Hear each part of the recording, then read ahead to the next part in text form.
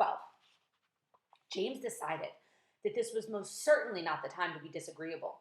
So he crossed the room to where the centipede was sitting and knelt down beside him. "Thank you so much," the centipede said. "You are very kind." "You have a lot of boots," James murmured. "I have a lot of legs," the centipede answered proudly. "And a lot of feet. 100 feet to be exact." "There he goes again," the earthworm cried, speaking for the first time. "He simply cannot stop telling lies about his legs. He doesn't have anything like 100 of them. He's only got 42. The trouble is that most people don't bother to count them. They just take his word. And anyway, there is nothing marvelous, centipede, about having a lot of legs."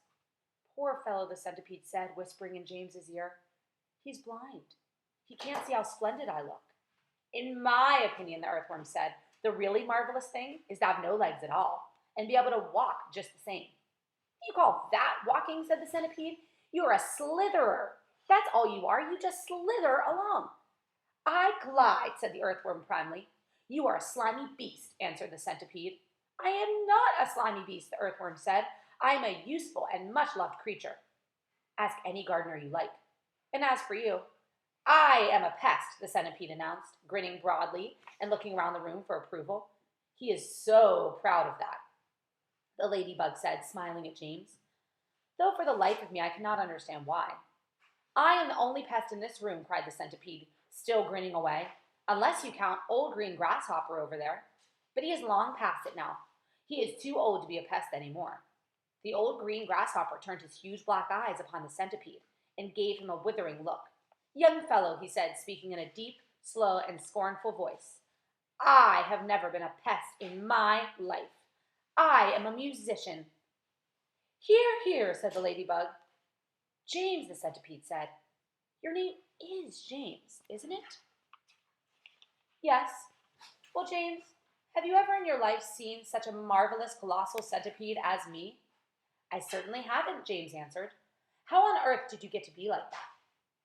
"Very peculiar," the centipede said. "Very, very peculiar indeed. Let me tell you what happened. I was messing about in the garden under the old peach tree, and suddenly a funny little green thing came wriggling past my nose. Bright green it was, and extraordinarily beautiful. And it looked like some kind of a tiny stone, or maybe a crystal." "But I know what it was," cried James. "It happened to me too," said the ladybug. "And me," Miss Spider said. "Suddenly, there were these little green things everywhere. The soil was full of them. I actually swallowed one," the earthworm declared proudly. "So did I," the ladybug said. "I swallowed 3, the centipede cried. "But who's telling the story anyway? Don't interrupt." "It's too late to tell stories now," the old green grasshopper announced. "Oh, it's time to go to sleep." "I refuse to sleep in my boots," the centipede cried. "How many more are going to come off, James?" "I think I've done about 20 shoes so far," James said. "That leaves 80 to go," the centipede said.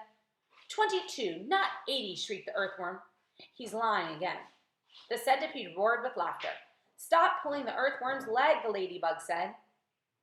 This sent the centipede into hysterics. "Pulling his leg," he cried, wriggling with glee and pointing at the earthworm. "Which leg am I pulling? You tell me that." James decided he rather liked the centipede. He was obviously a rascal, but what a change it was to hear somebody laughing once in a while. He had never heard Aunt Sponge or Aunt Spike laugh at all. "We really must get some sleep," the old green grasshopper said. "We've got a tough day ahead of us tomorrow. So, would you be kind enough, Miss Spider? Please make our beds." Chapter 13. A few minutes later, Miss Spider had made the first bed.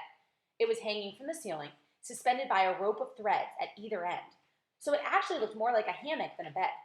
But it was a magnificent affair, and the stuff that it was made of shimmered like silk in the pale light. "I do hope you find it comfortable," Miss Spider said to the old green grasshopper. "I made it as soft and silky as I possibly could. I spun it with gossamer. That's a much better quality thread than the one I use for my own web." "Thank you so much, my dear lady," the old green grasshopper said, climbing into the hammock. "Ah, this is just what I needed. Good night, everybody. Good night." Then Miss Spider spun the next hammock, and the ladybug got in. After that, she spun a long one for the centipede, and an even longer one for the earthworm.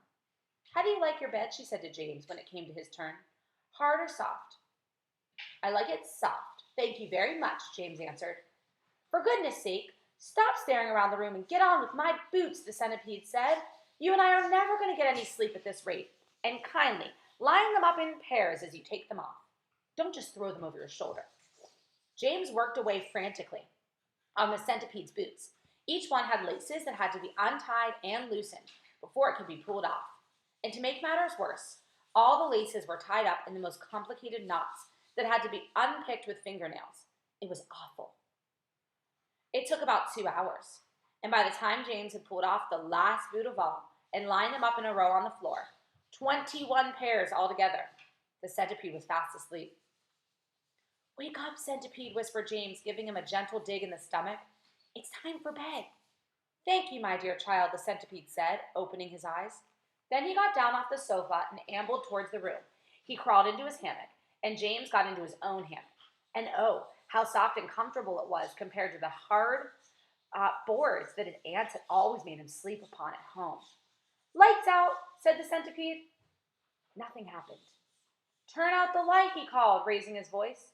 James glanced around the room, wondering which of the others he might be talking to, but they were all asleep. The old green grasshopper was snoring loudly through his nose. The ladybug was making whistling sounds as she breathed, and the earthworm was coiled up like a spring at one end of his hammock, wheezing and blowing through his open mouth. As for Miss Spider, she had made a lovely web for herself across one corner of the room, and James could hear her crouching right in the very center of it, mumbling softly in her dreams.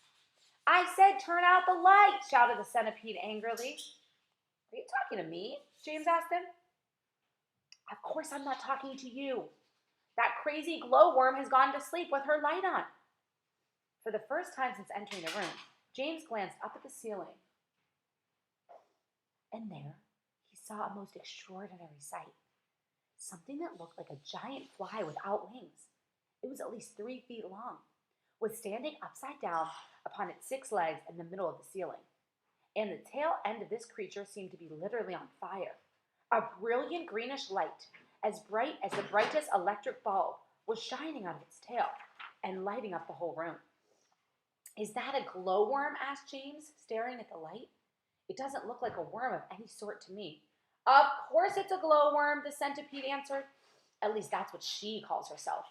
Although you're actually quite right. She isn't really a worm at all. Glowworms are never worms. They are simply lady fireflies without wings. Wake up, you beast! But the glowworm didn't stir. So the centipede reached out of his hammock and picked up one of his boots from the floor. Put out that wretched light, he shouted, hurling up the boot at the ceiling. The glowworm slowly opened one eye and stared at the centipede. There's no need to be rude, she said coldly. All in good time. Come on, come on, come on. Do I have to put this out for you? Asked the centipede.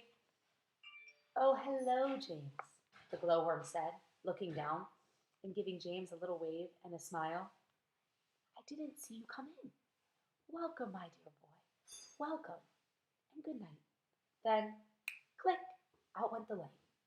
James Henry Trotter lay there in the darkness, with his eyes wide open, listening to the strange, sleeping noises that the creatures were making all around him, and wondering what on earth was going to happen to him in the morning. Already, he was beginning to like his new friends very much. They were not nearly as terrible as they looked.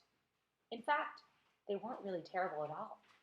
They seemed extremely kind and very helpful, in spite of all the shouting and arguing that went on between them. Good night, old green grasshopper, he whispered. Good night, ladybug. Good night, Miss Spider. But before he could go through them all, he had fallen fast asleep.